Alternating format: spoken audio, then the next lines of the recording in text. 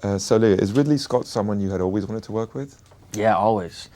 He's one of those just great, legendary living filmmakers that has made a masterpiece in every genre of film.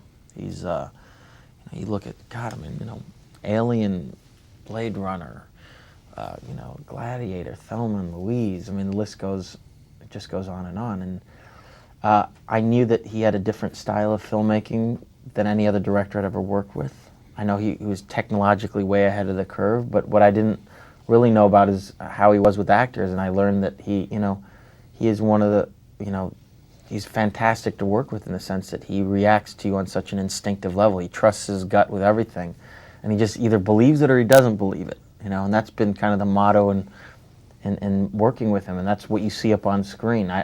There's rarely a moment in this movie, I think, that people will say, oh, well, that was over the top, or, schmaltzy. He reacts to you as an actor on such a gut level. It's amazing. And, he's simultaneously able to operate 6 different cameras at the same time, and is so efficient with his time, and likes to go in and know that he's gotten a full day's work and accomplished a tremendous amount in that day. And he does. So he's an amazing filmmaker. Let's talk a bit about your character, Roger Ferris. How do you see him, and what was it about the character that attracted you? Well, what attracted me about the character is that here you have a guy operating on such a high level in CIA operations in the Middle East, trying to forge relationships with the enemy, forge relationships with Jordanian intelligence, and is somebody that really truly wants this war to end. He wants to be honorable to his country, but at the same time knows that he's operating in a way that his country may not necessarily understand or may not approve of.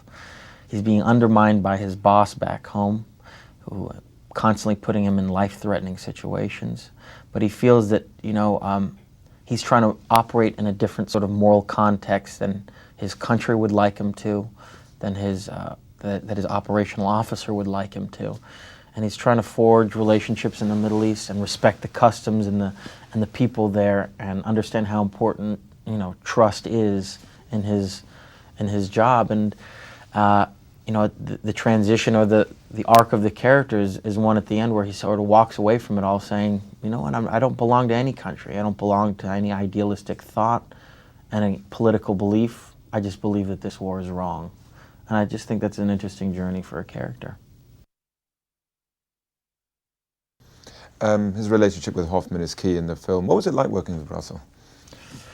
Russell is one of the great actors of our time. He's consistently made great character choices, done great movies. And I worked with him when I was very young doing Quick and the Dead, and he had a great attitude about making movies. He was a cool guy to hang out with. He had a great sense of humor. I think both of us were skeptical as to how he would be 15 years later. But, I have to say he's got the same attitude that he did back then. And he's unchanged. And that's refreshing and a cool thing to see after all these years. And what you want to do when you work with somebody is you want somebody to bring something to the table, to challenge you. You have your own thoughts about what your character of the movie should be, and then you have somebody that may have different ideas, and you come to a common ground, and that's challenging, and it's refreshing, and it's exhilarating, all those things, and Russell provides that. How physical was it for you, and how was the shoot like in Morocco? It was one of the hardest movies I've ever had to do.